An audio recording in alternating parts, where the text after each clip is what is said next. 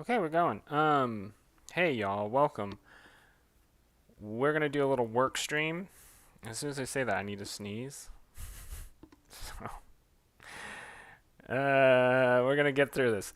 Anyway, oh my god, I need to sneeze so bad. Ooh. Anyway, I'm gonna work on a couple panels of the Legend of Redneck. That's the main goal here for today. I'm going to. Oh my gosh, OBS doesn't want to cooperate. All right, let me get this set up. Here we go. So there's this one big panel I'm going to work on, and I want to do. Ideally, I want to do a couple other panels after that. We'll see where I'm at, because this is going to be a pretty mm, intense panel is the word I want to use. There's just a lot going on. So usually for panels where there's a lot going on, I usually feel a little not fatigue. Fatigued isn't the right word. It's just like my energy. My energy. My energy gets spent. Energy.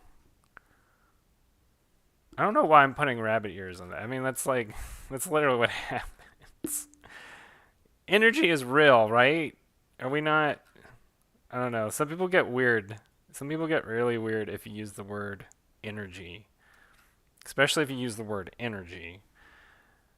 Then they get really weird about it. I I like to use the word energy a lot. Um, Although I have been lately adopting more of a chi stance when I'm talking about energy. A lot of times I'm talking about chi. Um,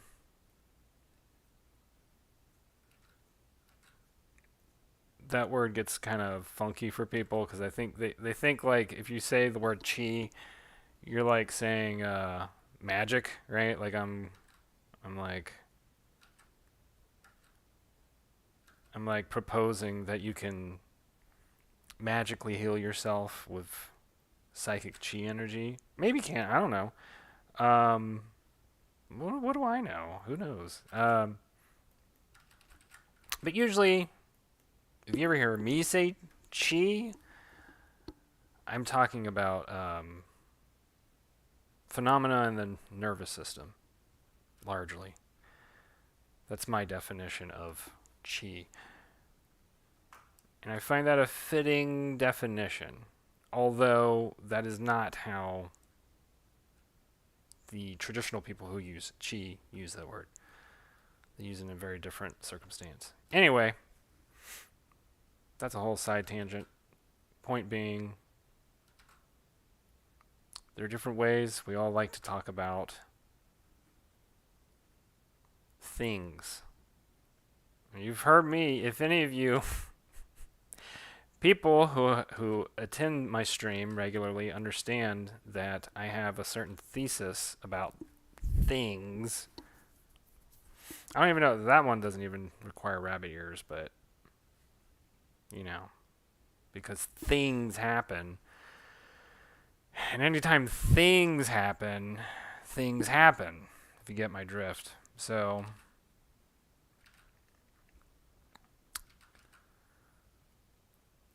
as a as a stream participant said once, I believe it was not saved. I believe she said it.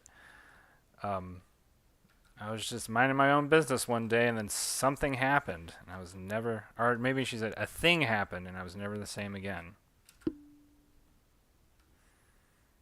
It's probably one of the most profound things that have been said on this stream. I mean, this stream's only been it's not even 2 weeks old. We're brand new in this. So like right now, what I'm doing, I'm doing some refinement on my line work because I all I had to work with in the moment was very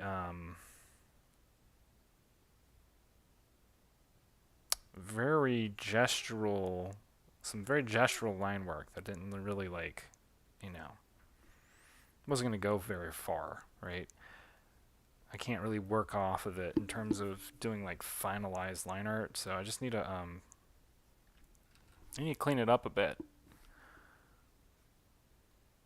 which is what I'm doing. Just cleaning up the line art.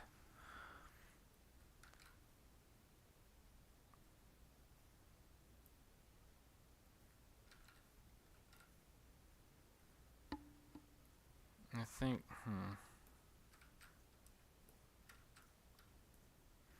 our poor buddy Hizzard is getting into a lot of trouble right now. So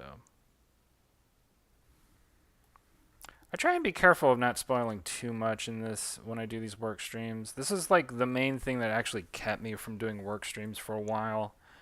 Was like I was very concerned about spoiling the story too much, but then I'm sort of getting into this point where I don't know, like I think what happened is I watched some streams with this guy named Matthew Gafford. He does this animated series called A Fox in Space. It's basically Star Fox the animated series, but like, you know, names were changed to protect the innocent.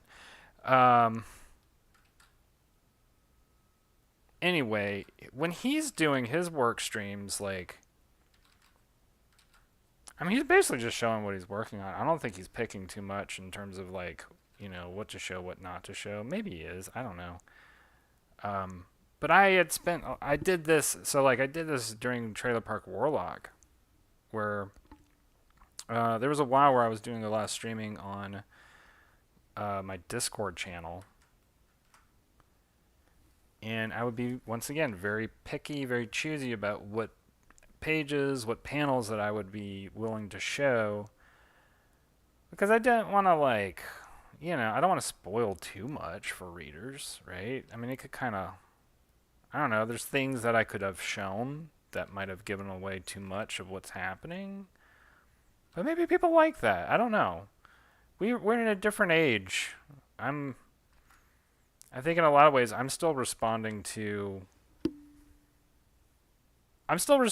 stuff that goes way back to like, you know, the Game of Thrones era of like TV. The era, let's just say the era of TV. That's how much stuff has changed. You know, or like Breaking Bad or like, you know, early seasons of Doctor Who and stuff like that where people got kind of bummed out if you spoiled too much, right? I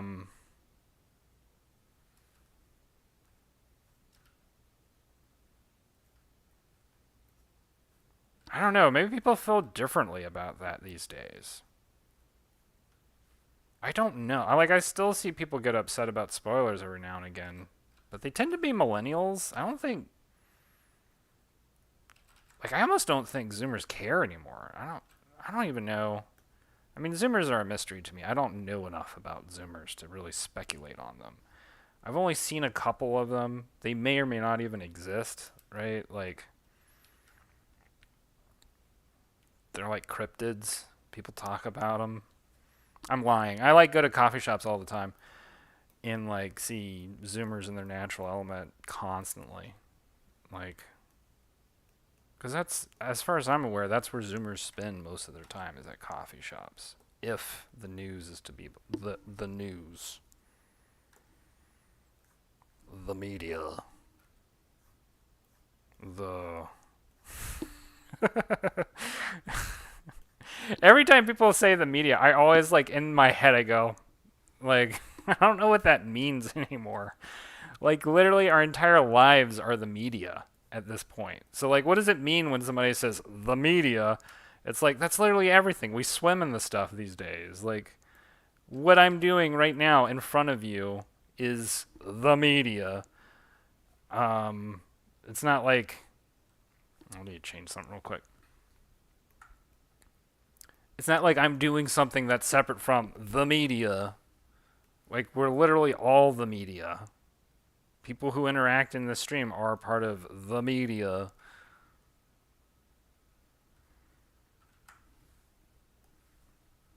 That's just the world now. when you talk about the media now, you're just talking about the world. No, it's real. It's a real world. The world. I'm really. I feel like Not Saved would find this funny. Um, hopefully, hopefully she'll watch it later. Anyway, point being, like, there's really, I mean, it's like so point. I don't know, like, cause everybody, that's like everybody's marketing gimmick now is like, the mainstream media doesn't want you to know. It's like, well, okay, that's fine if that is true. I don't know if that's true or not. Who cares? Like, but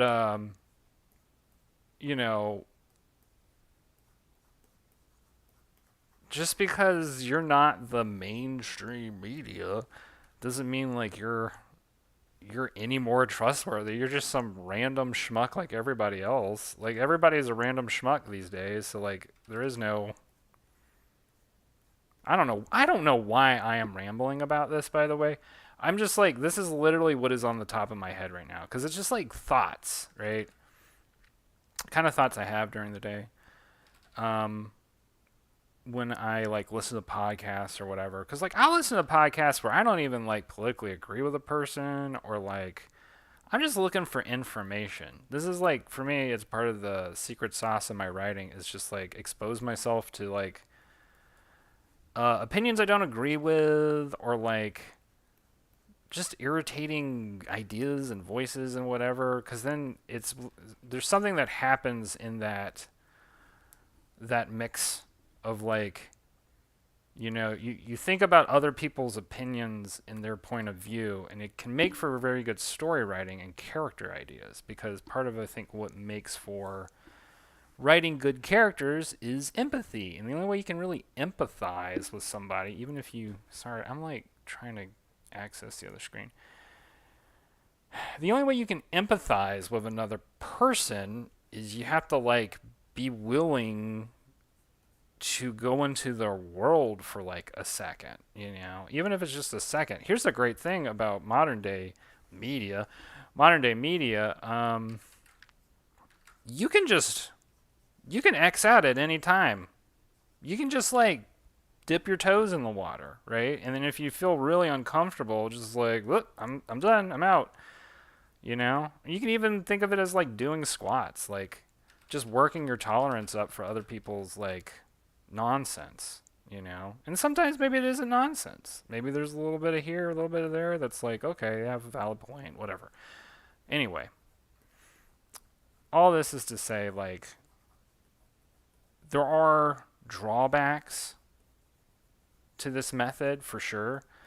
The main drawback is like, if you don't have like a good, I don't know, like grip on your own personal like sense of boundaries and ego and stuff, it can be very easy to sort of like get pulled into other people's nonsense and BS, right? The other thing is, another finer point is you have to be careful of your own nonsense and BS, right? Like that's the other half of this is like we all nowadays in our media landscape, um, we all like it's very easy for us to get kind of pulled into our safety zone and our comfort area and our whatever our echo chambers and blah blah blah. Our pendulum swinging echo chambers. I don't know. This is like these are like buzzwords that I hope one day disappear forever, but will inevitably be like exchanged with other buzzwords.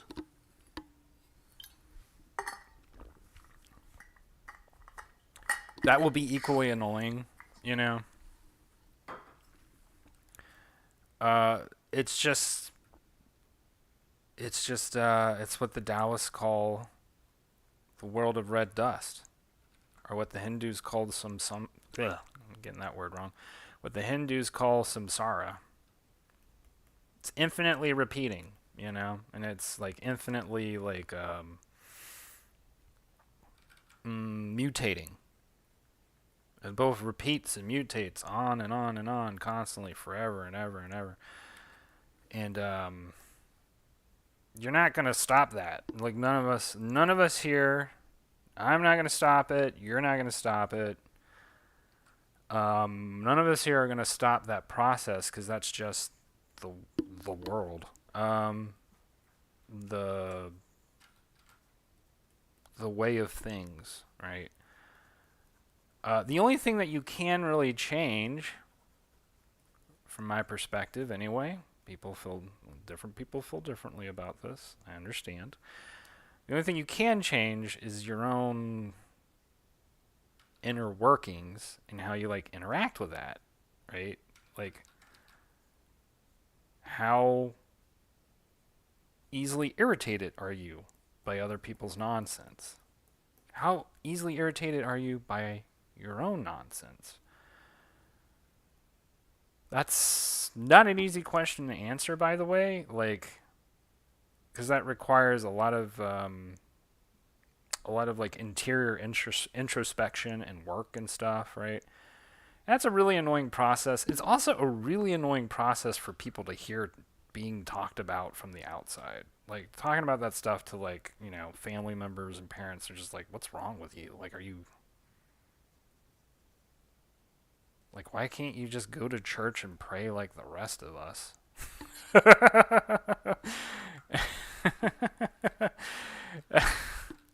Maybe that's me projecting a little bit of my family, but I mean, I love them, but I get that sense from them sometimes where it's just like, not all of them, but like a lot of my family members, I get that sense from them sometimes where they're just like, what? Why can't you just like go read the Bible or something? Like, what? What? I don't get it. And maybe that's just because they're, I don't know, more mentally stable than I. I don't know, like more. I don't know if I've talked about this before in any kind of circumstance online, but there is being creative has some drawbacks. A little bit. Well, one of the drawbacks is there's a lot going on in your head all the time. Not that this is particular to just creative people. This can be particular to a lot of people, and it's something that I think is probably becoming more and more typical to most people as we are more and more inundated by the media, in our day-to-day lives. But I will say, when you're a creative person, when you're an artistic person, when you're an imaginative person, when you're somebody who like, spends a lot of time daydreaming or like coming up with, ideas for a story or like, something that you want to work on. It might not even have to be like artistic in that sense. It could be like, maybe you have an idea for a business or maybe you have an idea for, maybe you want to become a world-class athlete or whatever. Um, there is this tendency to be a little bit on the mentally unstable side, like just a touch. And I mean, you see that happen with wildly successful artists, right? So many wildly successful artists have this period, this phase in their life where they just like, they end up going to therapy. They're like, drug abuse, blah blah blah. Things happen, right? Things happen. Um, that's not like it's not a coincidence because part of the secret sauce that like makes most artists what they are. I'm kind of stopping myself for a moment because my dad thinks secret sauce is like a very trite term, but the it's kind of like ringing in the back of my head. Where it's like, oh, don't use the term secret sauce. It's trite. It's trite. Anyway, part of what makes artists artists is there's a touch of what the rest of like the the normal world, I'm going to put rabbit ears on that too, thinks is crazy, right? Like, not, it's just like abnormal. Um, there's a really great interview with David Bowie. I think it's a Charlie Rose interview. I don't know, it's like an older, like, 90s interview where I don't remember what question. Maybe it was Bill Moyers. It was one of those. It was a public television interview. Anyway, I can't remember what the question that was asked him, but he talks about, like, there's no normal circumstance in nature under which, like, an artist would exist. Typically, like, what makes sense is, like, you build a house, you provide for your family, you, like, do things that, you know, help subside existence, that help support, living longer. And art, at least not in a direct way, not in an immediately direct way in the same way that, like, hunting, or, like, I don't know, masonry, agriculture, like, those kind of things, directly impact survival. Art is like a post-survival mechanism, which is very interesting, right? Because, like, art historically, as far as we're aware, as far as experts are aware, but I'm just gonna rabbit ear everything. I should just do this while I'm talking the whole time. Um, as far as experts are aware, historians are aware, archaeologists are aware, art goes back pretty far, to, like, Paleolithic era.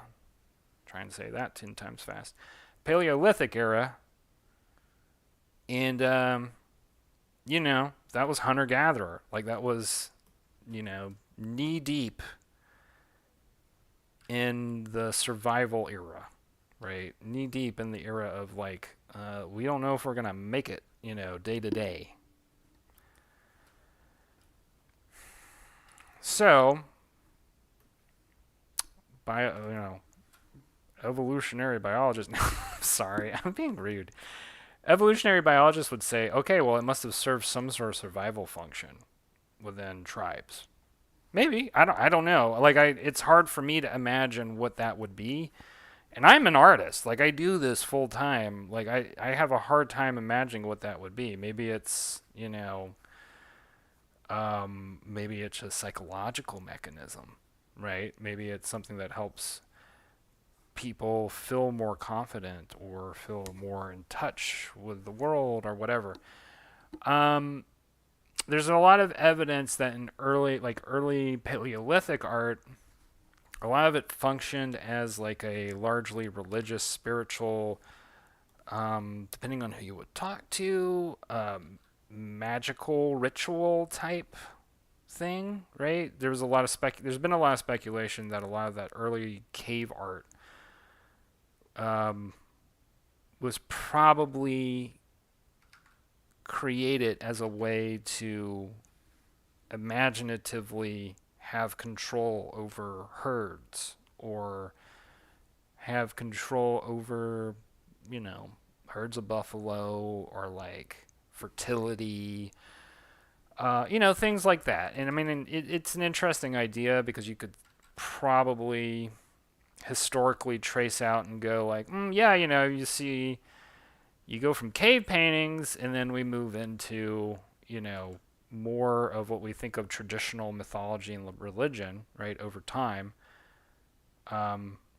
There's a lot of questions in my mind about that because, like, what came first? Visual art or auditory art, right? Like, did drawing come before auditory language, spoken language? And what's funny about that is there's not really a way to record. There wasn't a way to record auditory language up until very recently. Well, Okay, let me track back with that. There were ways to record auditory language, right? That was alphabets, um, phonetics, things like that. But that came way later after Paleolithic era, humanity, right? That was probably, once again, I'm speaking from a dilettante perspective, which is to say, totally amateur. I haven't read really that many books about it, other than like some art history stuff. But what was I talking about? Alphabets were probably not devised until agriculture became a thing, right? That seems to be the general consensus. Uh, so like, well, I don't know. How do you interpret that, right? There's a lot of evidence also if you look at like indigenous populations that auditory auditory art, and by that I mean like storytelling, right? Like telling stories, singing songs, things like that. And I'm of the opinion that songs were probably like humans might have been singing before they were talking, if that makes sense. Once again, I'm totally speculating here. I have no idea. It's just a really interesting set of thoughts to think about. Um, it's imaginatively, it's very beautiful too to think about, right? Like maybe there was a time in human history where like everybody just sang to each other, or maybe they just mumbled and hummed, or like clicked, or who knows, Um, I mean, if chimpanzee tribes are any indication, they probably didn't sing. Well, not for a while, anyway. Um, they just like made noises. I don't know. Maybe that was singing for them, though. That's Paleolithic culture is very different from modern day culture. Because I don't think there's anybody doing cave paintings, and then like sprayed his hand on the wall. There is a lot of evidence that like the whole like um, blowing paint on the hand thing on the wall was like a signature thing. That's probably true. That makes some sense to me. That just speaking as an artist, I have a bias here, but that makes sense to me as like, okay, yeah, this is a way of me acknowledging my existence here, and I was the one who did it. Not that I mean, maybe at that time in the Paleolithic era, people did just like read each other's palms or whatever. Who knows?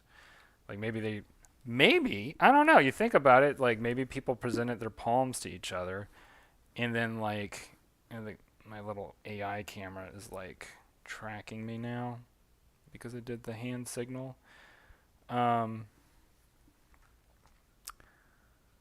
but maybe Paleolithic humans presented their palms to each other, and that was how they like knew each other before names. I don't know. It's a funny idea.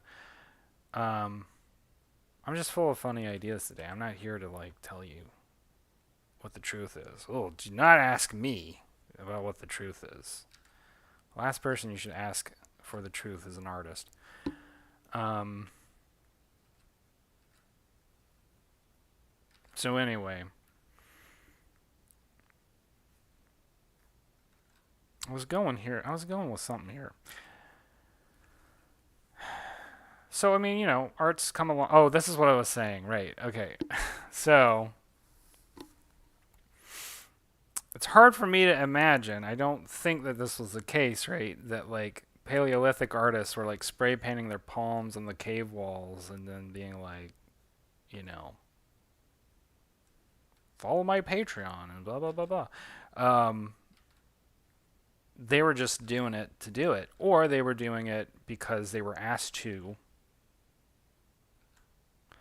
by the leader of the tribe or the tribe in general because I don't know. Like I have to now we're really getting into speculation because I don't think anybody could really suss this one out, but like, okay, let's just brainstorm here for a second. Let's say it's lean times for the tribe, right? Um,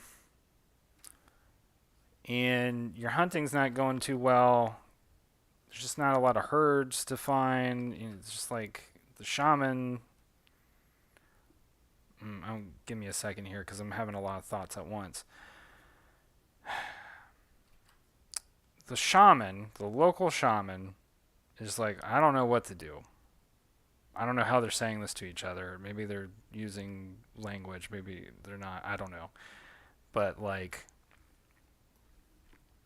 the tribe leader's like, well, hell, what do we do? And the shaman's just like, goes, smokes his version of a Paleolithic cigarette, which is probably just not smoking a cigarette, but probably like,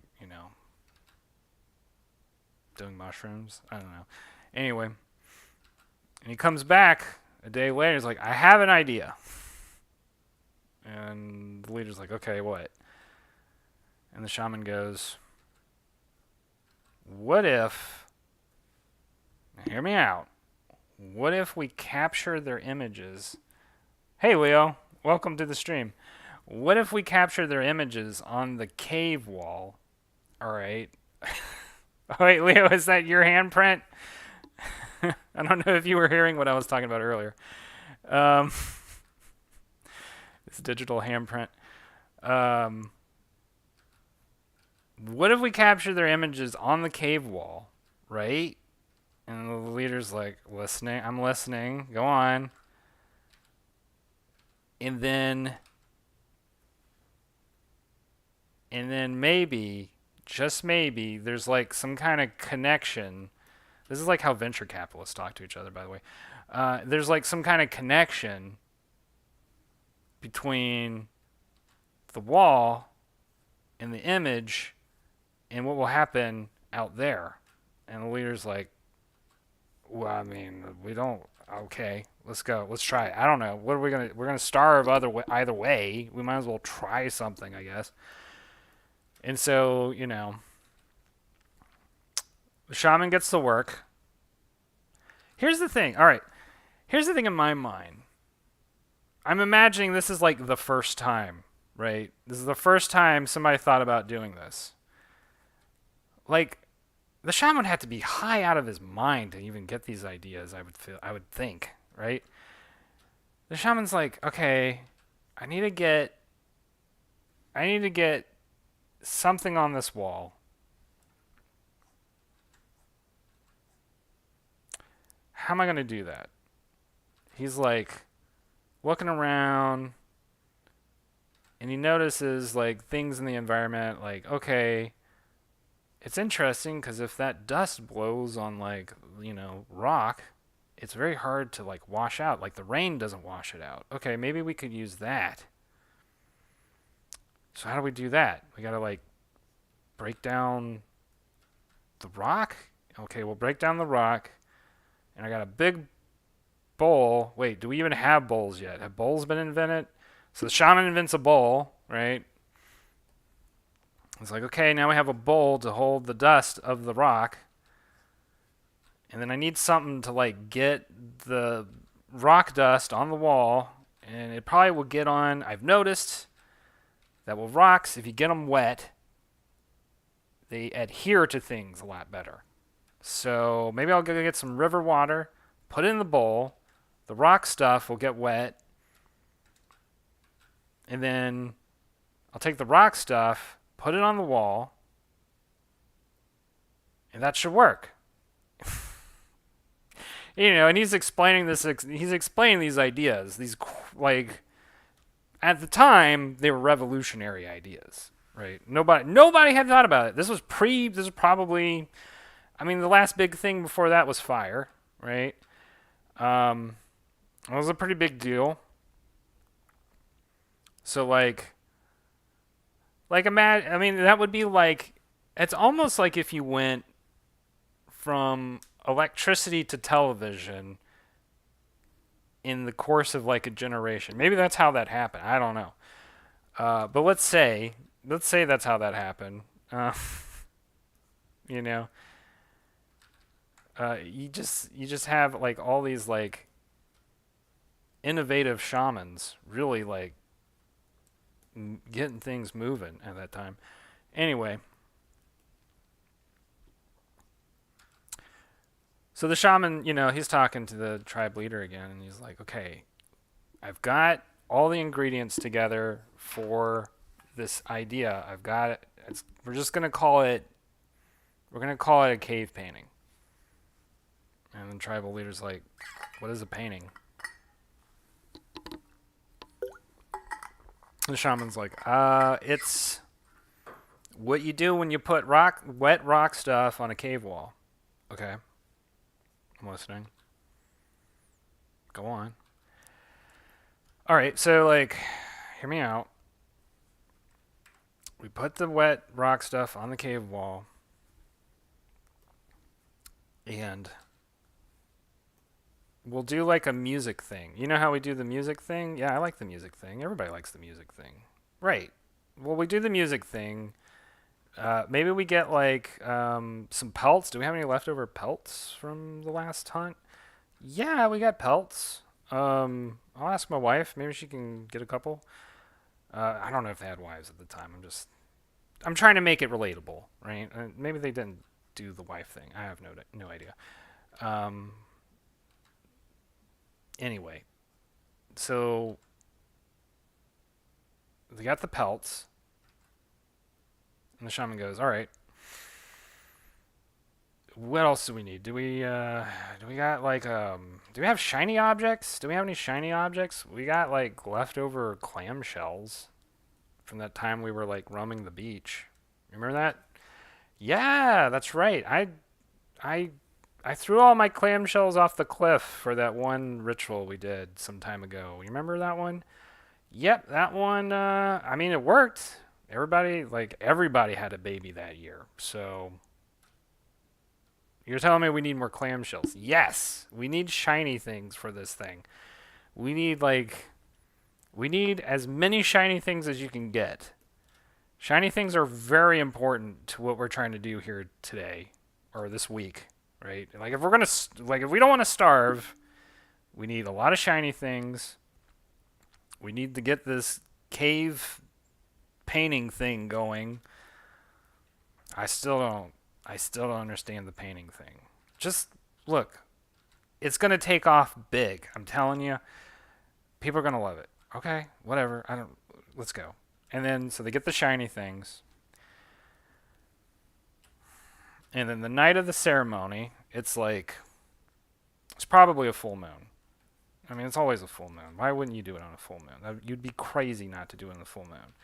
Or maybe they probably had their own like early version of astrology at that time that was like, all right, well, when the snaggletooth bear is like, in the northeast above the cranky crab, that's when we do these kind of rituals. And so the snaggletooth bear was next to the cranky crab. And so they got together the band, right? And I'm sure the band is just like probably the shaman's two sons.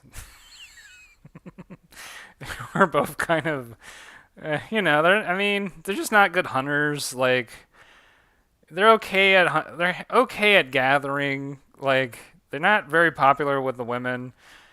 Um, they're having a hard time, and the shaman, being the shaman, he's just like, we gotta do something with these two guys. I don't know. So the shaman, being the very like ingenuitive person that he is, he found like some old trees and like whittled them out, hollowed them out, and was like, "Well, I've noticed that when the wind blows through the hollow reeds, it makes these noises. Why don't you guys try it out?" Well, okay, um, young buck, that's like the name of one of his sons apparently, and then you blow through the reed instrument, right?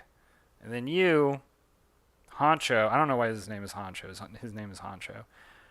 Um, you're going to bang on this really old leathery gazelle pelt. So Honcho, he Honcho is more respectful of his father. Young Buck is not as respectful. Him and his father have had squabbles in the past. He thinks the whole shamanism thing is a con or a grift or something. What Young Buck really wants to be is he wants to be chief leader because he thinks he could run this way better than the current chief leader. And, tell as old as time. And, so anyway, he ends up playing the reed instrument. And, like, he's not good at it initially, and he has to, like, deal with getting a lot of instruction from his father, the shaman, who's just like, son, you need to figure this out or we're all going to starve. Because I don't know how else we're going to get all these beasts to show up so that we can kill them and eat them. And, the winter's coming too, right? And we're kind of low on pelts. We had to use up a lot of pelts after that one year where everybody had a baby.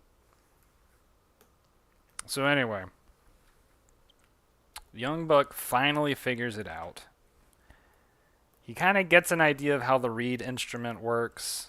Honcho's very good at drumming. He was always good at drumming, and Young Buck's very jealous about it. And they have some fights, whatever. The shaman gets involved, mediates, like he always has to. And they get it figured out. So the night of the big conjunction between the snaggletooth bear and the cranky crab happens. And turns out in this situation it's not a full moon, it's a new moon because you need better view of the stars, right?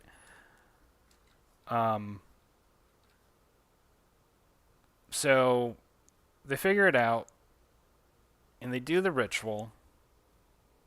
There's a lot of hooping and hollering and singing, and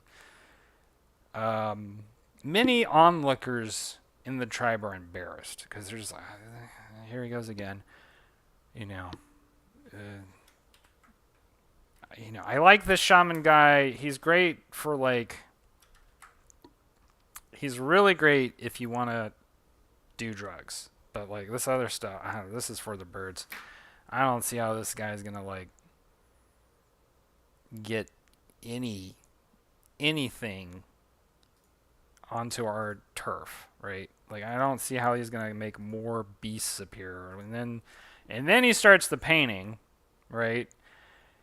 And the onlookers are watching. They're going, "Oh, whoa! That kind of looks like an antlered beast, the kind of antlered beast we might want to eat."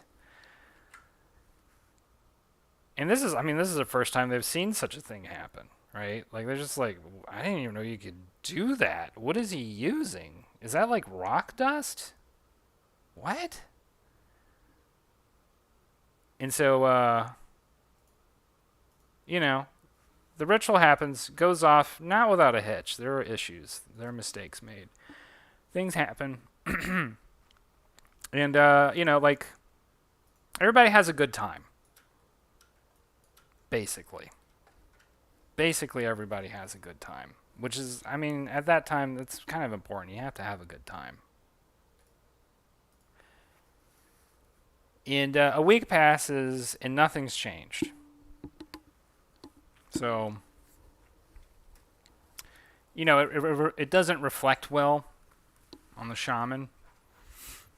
And the tribal leader's just like, okay, bro, we did your thing. Nothing's happened. We're still starving. We've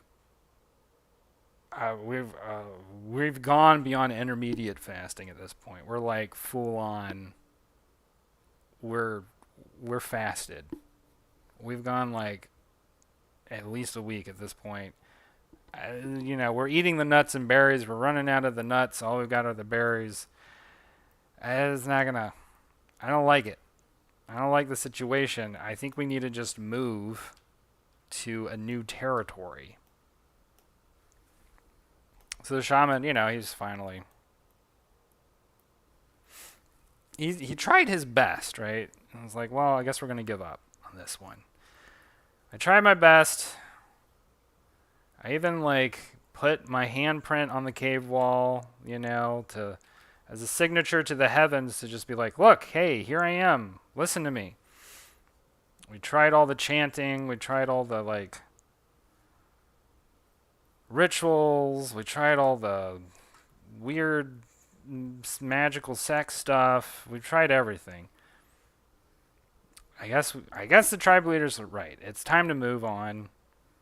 I was even pretty proud about how Young Buck did on the reed playing. I think he has a future career in that if he really wanted to keep with it, but he's probably not going to feel too enthused after this. So, they're starting to pack up, right? I don't know what packing involves for them at this point in Paleolithic era. But, they're packing up, and then the shaman notices off, just sort of happens to glance off to the side. There are rain clouds appearing off due to the west. And there is something different about all the greenery right now. It's just a little greener. Temperature's gotten a little warmer. And he has noticed in the past, when this happens, there does tend to be more beasts, They eat a little better. There's a lot more hunting. There's a lot more, everybody's having more fun around this time. He kind of remembers that and notes it. It's hard being a shaman because as a shaman, you just have to take note of all these things, right? And this is pre-notepads. This is writing. This is pre-laptops, right? Pre-Google Calendar or any of that stuff. So he just notes this, and then and then you hear something. He kind of feels something in the ground. And just as the tribal leaders just about to make the announcement, all right, let's head on, let's move out. We're going to go find greener pastures. That trembling starts to get more and more intense. It's not just like a tremble, it's a rumble. And it picks up. And then the ground starts to shake, right?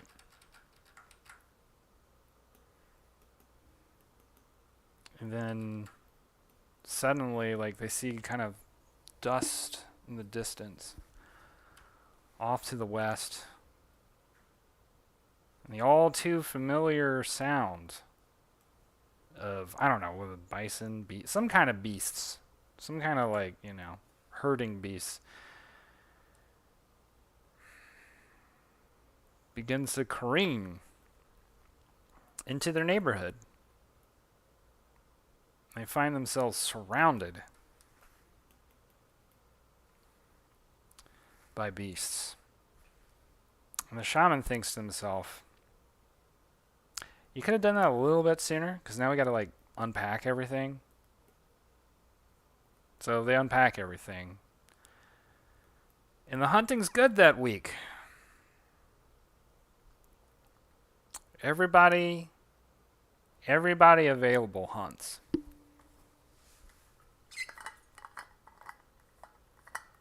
They have all the pelts they need for the winter to come.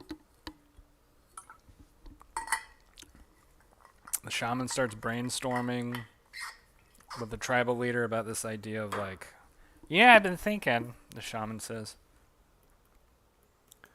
what if, what if we drape the pelts like over us? You know, like how we wear them as clothes, but like, what if we made clothes for the space? And the tribal leader's just like staring at him, like, what are you talking about? What? What? And it takes him like a while to figure that like this idea out in his head, the tribal leader, because he's just like the what the shaman has said to him is so like bizarre that it just never even occurred to him. And you know, as the winter approaches, the tribal leader starts to get it as he starts to see some like proof of concept, from the shaman. They try it out, right? It's a smashing success. And so, that winter is the first winter they try out, the first domicile. Because before that, it was just caves, right? I mean, caves work, but they're not like. The main issue with caves is you can't transport them. Whereas this new, clothed space concept that the shaman came up with has really changed the game. So like now they're way more mobile than they were previously.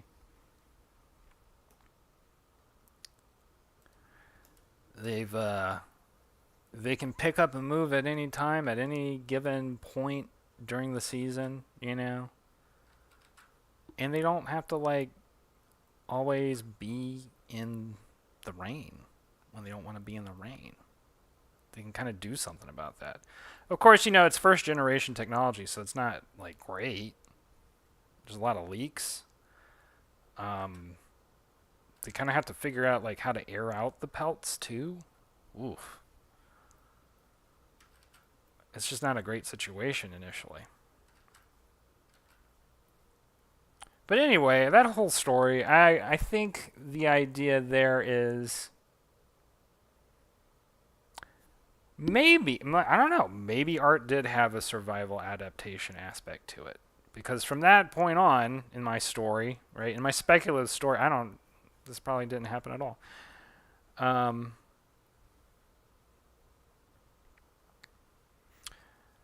The whole cave painting thing really took off in that tribe. And then, you would have, so going back to this story, right, the shaman's son, Honcho, he moves to another tribe to become a drummer. Like he meets a lady, and she's like a pretty competent reed player. There was just like it just happened. It just so happened they came across another tribe by accident, and they're like, "Oh, hey, how's it going?" They did the thing with their hands where they read each other's palms and said, "Okay, you got a good palm. You've got a good palm. Let's hang out." So like they read each other's palms, right? And then like the tribes got together and they did like a little ceremony of like, "Hey, you're also humans." Or they didn't call each other humans at the time. They probably called each other something like, I don't know, the two-legged animals or something. And yeah, it was probably something like that. Probably two-legged, the two-legged folk, because like that's probably what they just called everything. It was like there are the four-legged antler folk. There are the furry, you know, the furry skittery folk. There are the weird flying folk. And for their names for each other were just like two-legged folk. So they did their ceremony for meeting other two-legged folk.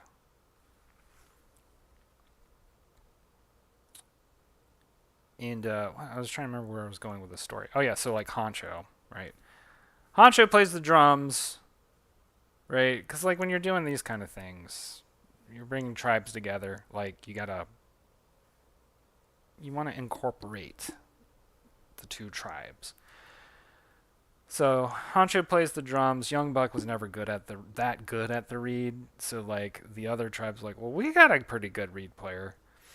Um, and so Honcho plays drums with Star Wolf, who is the reed player, and she's very attractive to Honcho. And so like Honcho starts to think,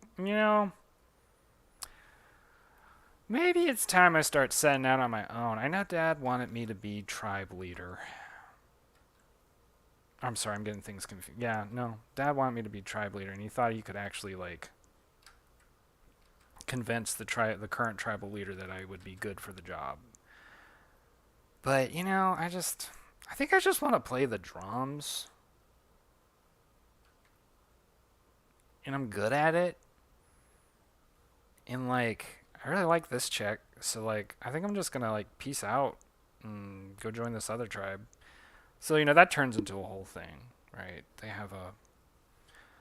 The shaman and Honcho have a pretty big debacle over it. Because the shaman really doesn't want his son to leave, right? Like, he's been part of this tribe for so long, and he's just gonna leave because what? This Jezebel flute player from another tribe? And Honcho says, yeah, that's exactly why. So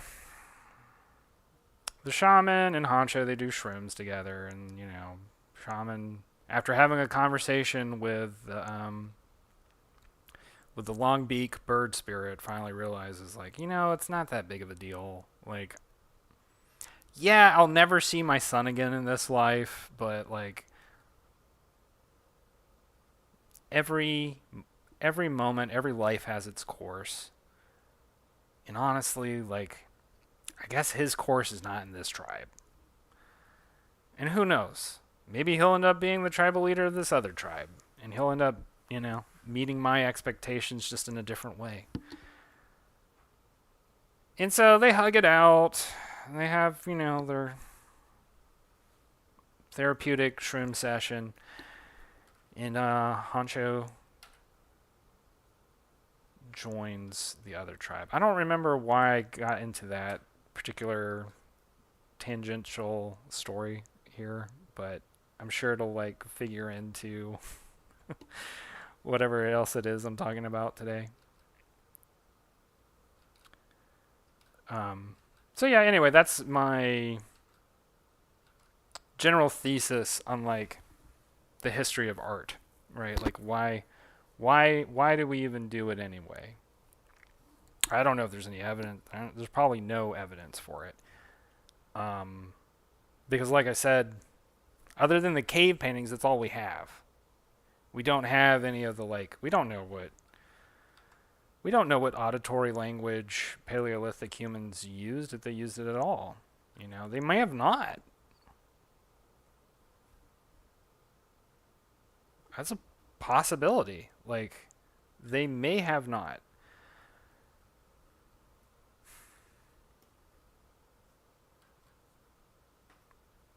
But I would say, I mean, the other thing is like odds are they probably did, because when your life is that reliant on survival, you use every tool you have available to you, including the tools that may or may not even work, right? Including the really squirrely tools where you're just like, it's a gamble, We'll see. And that story that I told is sort of like a way of sort of describing what I would think that might look like, right? If you're in that kind of situation. Um,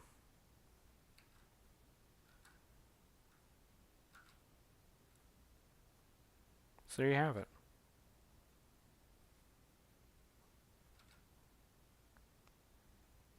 Now the question is like, what purpose does art serve today? Is it more or less survival oriented? Does it does it help or hurt more than it did in the past? Excuse me. I mean, I think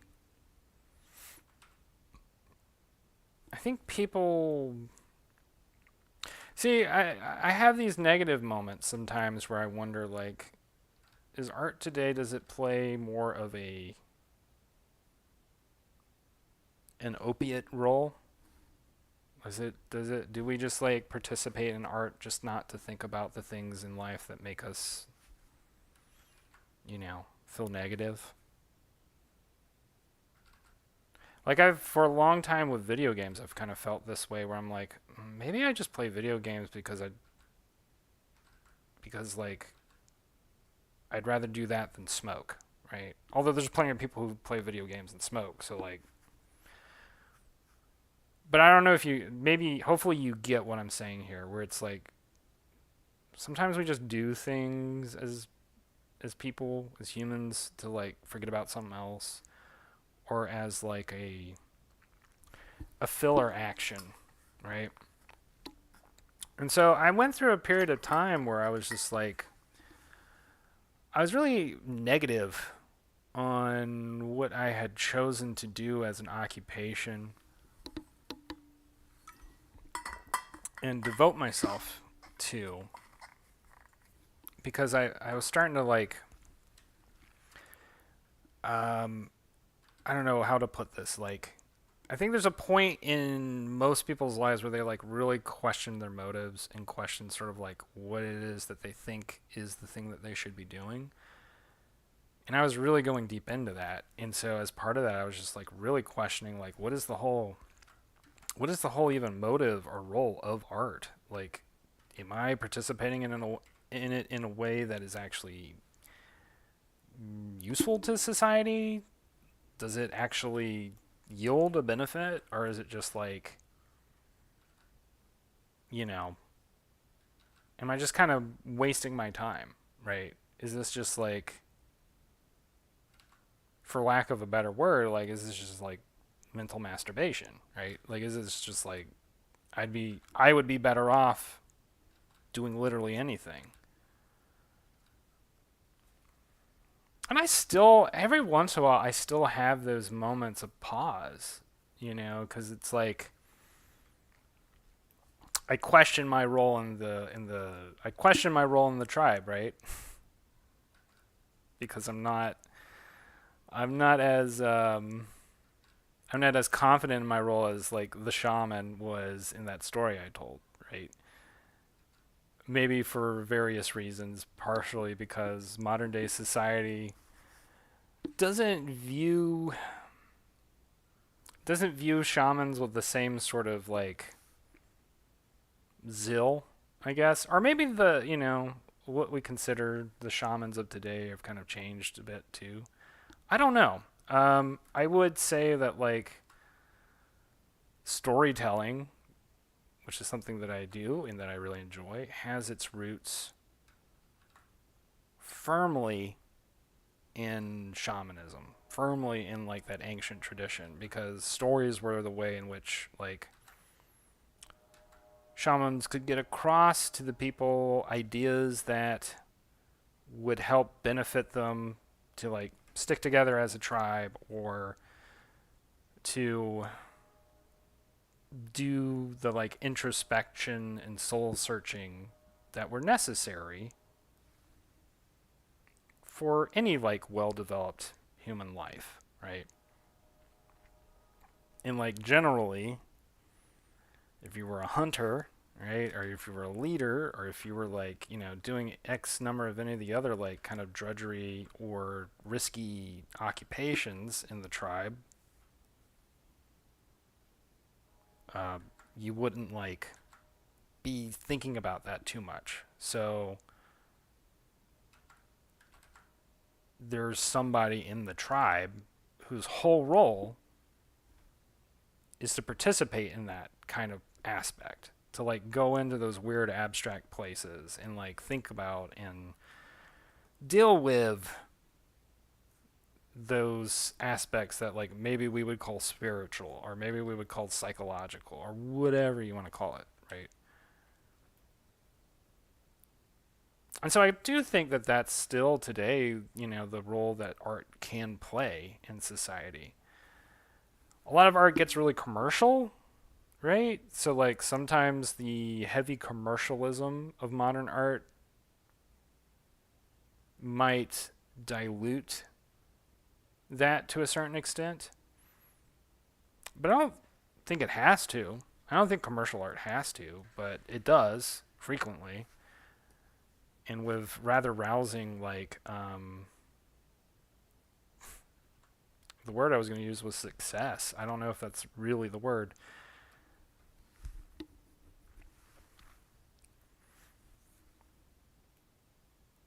But I think what's also interesting about modern day art, too, is that it's just expanded so much, right? Like, the shamanistic art of yesteryears was very limited in what it could do, and nowadays, like, it's getting closer and closer to anybody could be an artist and anybody could do anything.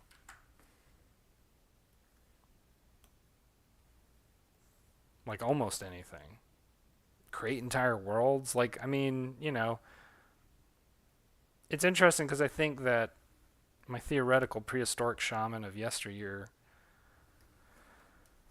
would look at all the technology available today and go like, oh, well, I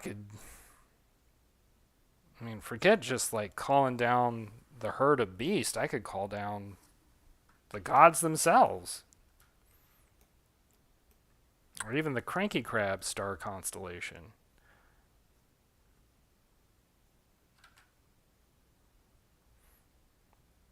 And yet, you know, like that's what I wonder is like, is modern art a little too myopic? Or maybe it should be right now.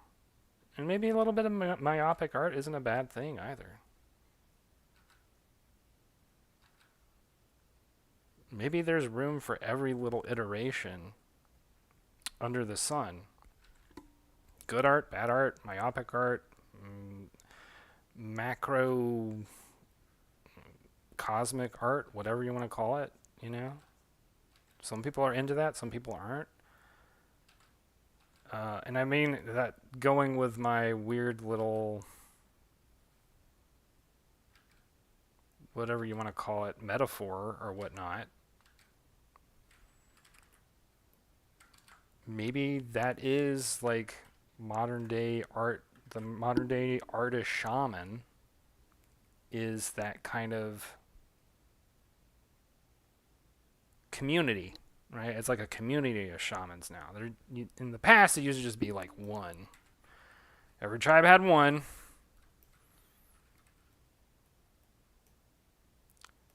Because you had to do something with that weird child.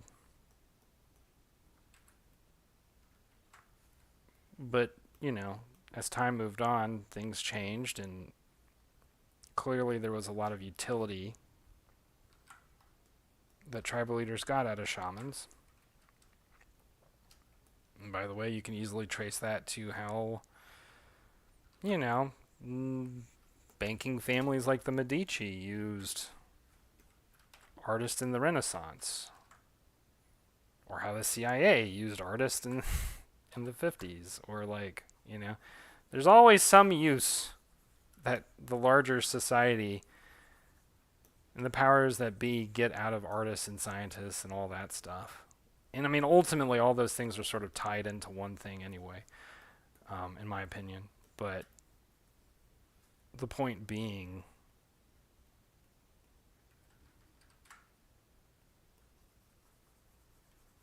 nowadays,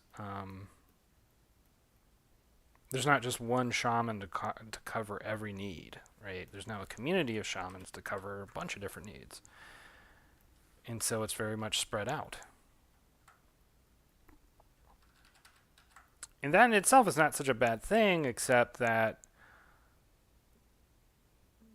it could be better theoretically if there were more communities of artist shamans getting together rather than just like being separated from each other as it is currently, right? Like it's very society is very individualistic, and I don't necessarily have an issue with that. I do like the individualistic aspects, some, I should say, of the individualistic aspects of modern society.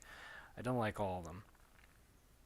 Um, and one of the things that I don't like right now is how wildly like segmented out and separated out artists are from each other.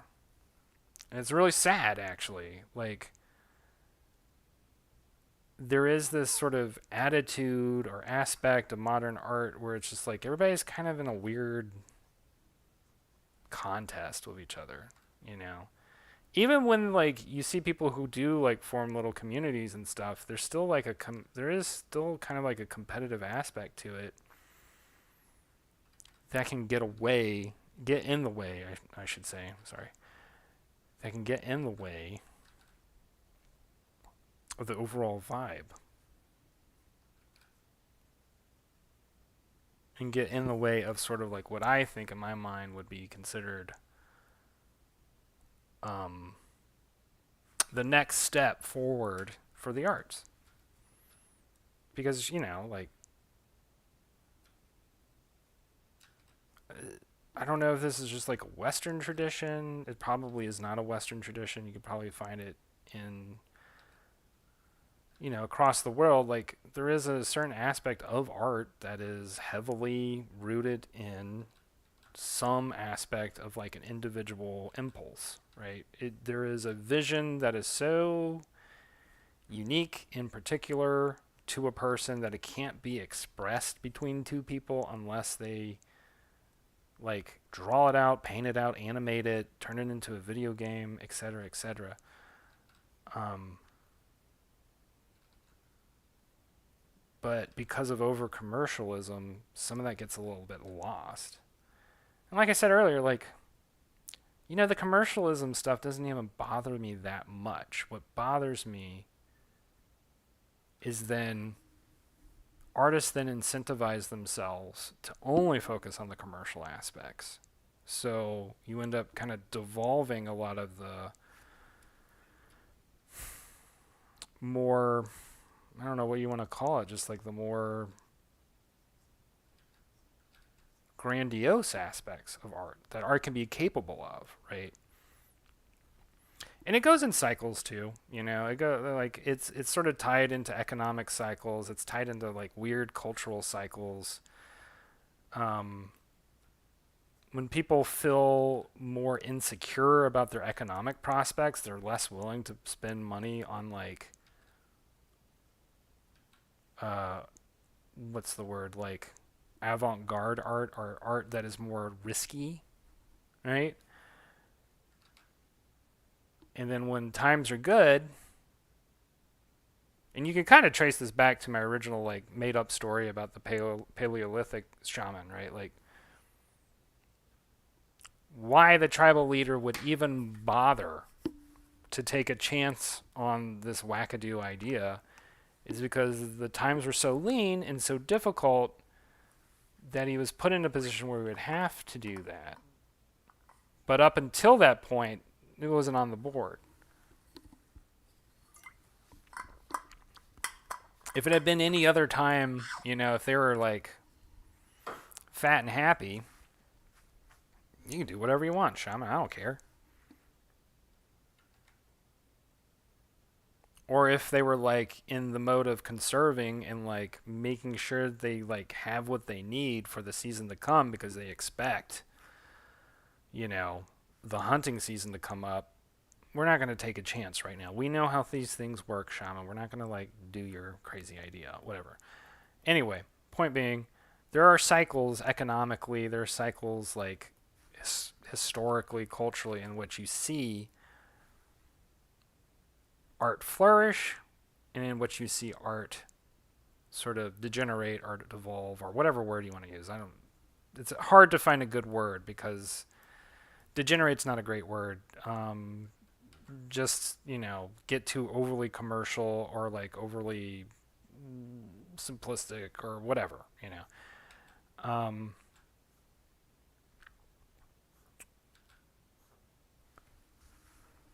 and you know, like those cycles can be big or small cycles, and so like going back to what I was originally saying, Renaissance period, like Renaissance art, one of my favorite periods of art, was largely driven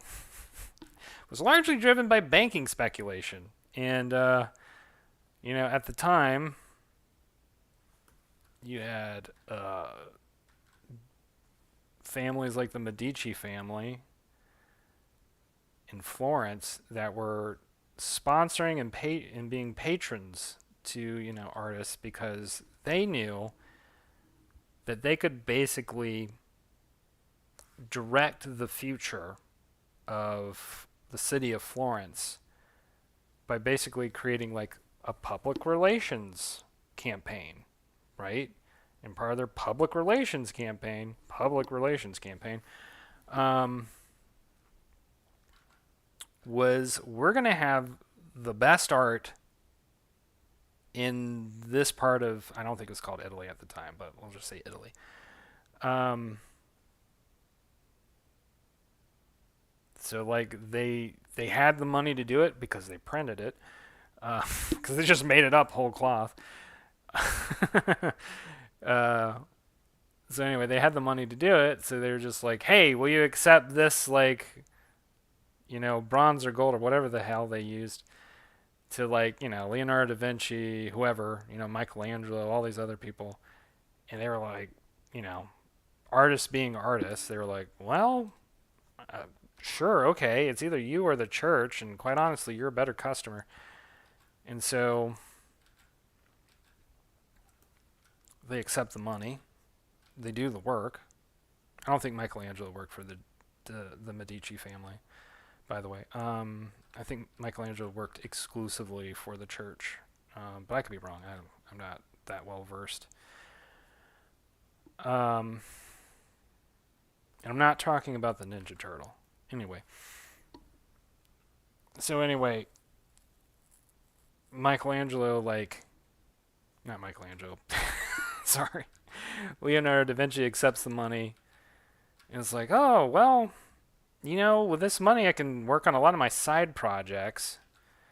And by the way, like the Medici were like, hey, we want you to accept this money, and so that you can design like some futuristic weaponry for us. Like we've heard that you're a pretty smart guy and have an understanding about these weird ideas called like perspective and uh, physics or whatever you call it.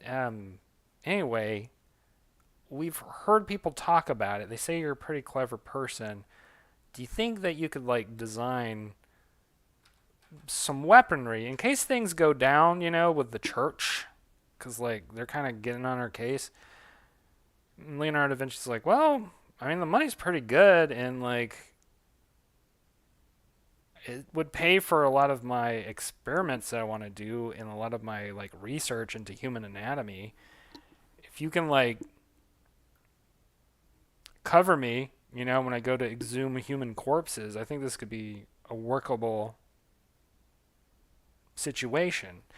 And, you know, initially, the Medici hear that last part and kind of go, wait, what? But they agree to it anyway. You know, like they form a partnership.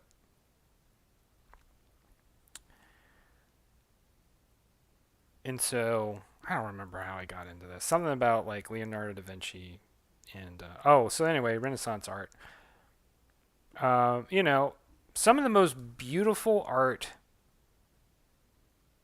ever, like, some of the most beautiful paintings ever done, some of the most beautiful, like, statuary ever done. And it was all, or it was largely because economics were really good at that time.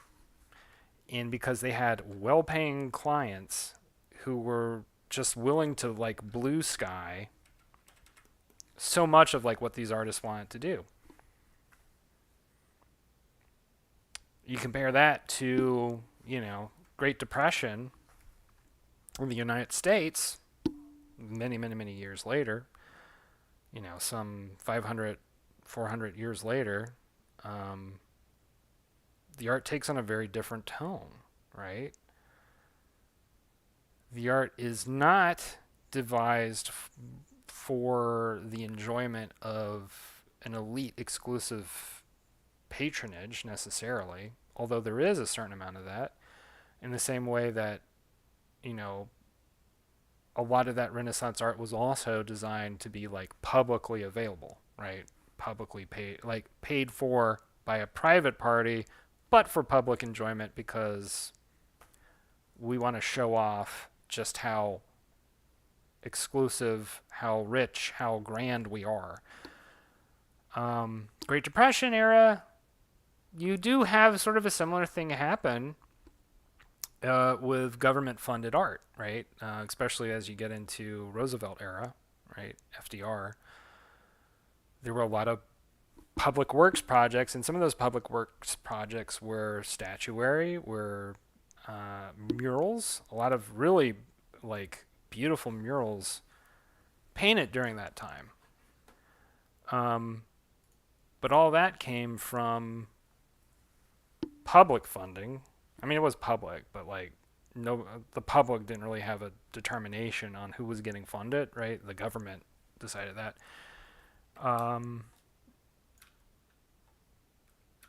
Different circumstances in every era, right? Like the Medici family might be more, you know, in line with sort of the cultural societal era that we're in currently, and we're not currently in the quite the same sort of era that, you know, was that FDR Great Depression era. So anyway, I think I'm done with drawing for right now. I'm going to conclude. I don't know. Sorry if you didn't like how long-winded it was. If you did like it, hey, feel free to leave a comment on your thoughts in regards to what I was talking about. In regards to, like, you know, speculating about the history of art, where we are now as an art history. Maybe it's just like a mix of everything right now, which is kind of what I've been thinking. I kind of feel like we've moved into this era where it's not just like one trend, it's like a million trends at once that we're all surfing around. And so it becomes very contextual to where you live regionally, right? And less contextual to the time. I mean, I guess that could have been the same circumstance. Nicole, thank you. Nicole says, I've enjoyed listening to you talk about art history. I'm glad you've enjoyed it. I'll put rabbit ears around history because, like, some of it, yes, 100% you can go check and Google and Wikipedia it. But then, like, all my Paleolithic speculation, I don't know if I'd call that history so much as I would call it, like, storytelling, right? Anyway, I hope y'all all have a great day. Have a good evening, and we will talk again soon. As always, I enjoy doing these. I don't know if I always have the gumption to lecture as much as I did today, but I might try again in the near future to see if something comes out of me in the same way that it did today. Anyway, y'all have a good one, and we will talk again soon. All right, bye.